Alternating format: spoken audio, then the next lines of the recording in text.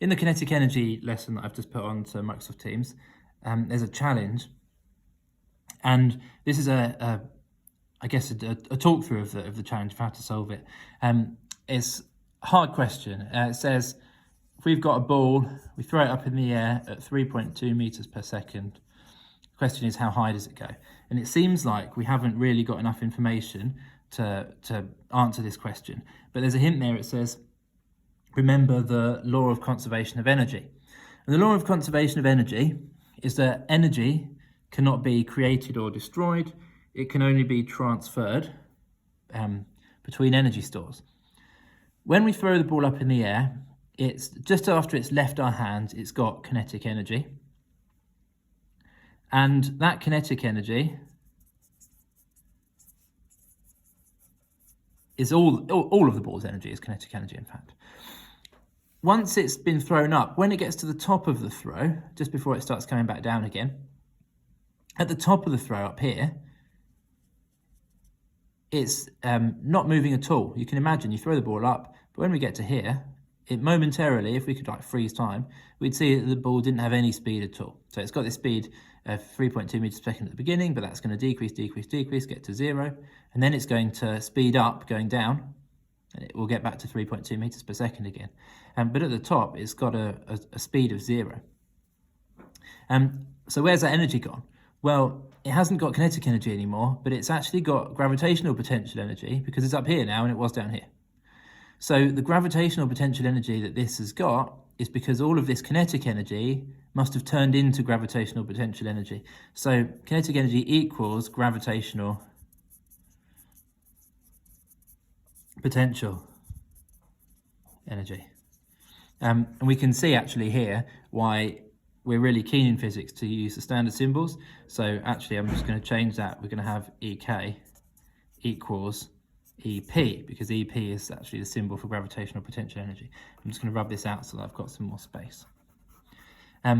So all of the kinetic energy turns into gravitational potential energy.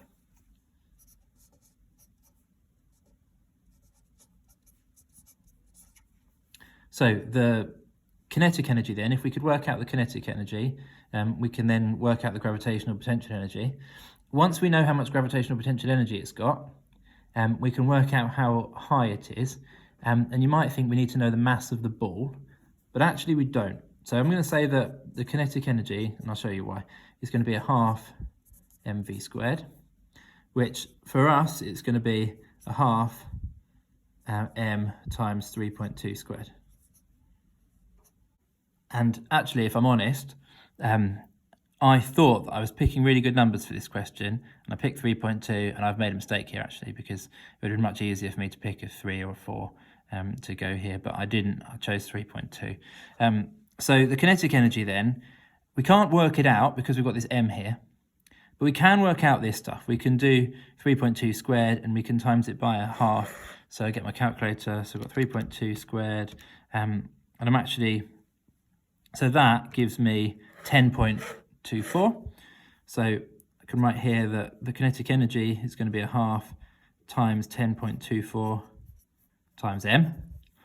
And now I've got this here, so I can do, on the calculator, I can do a half times 10.24, gives me 5.12. So this is 5.12 m. I don't know what m is, but actually I can still keep it like that, and this will be okay, because this has to be equal to my gravitational potential energy.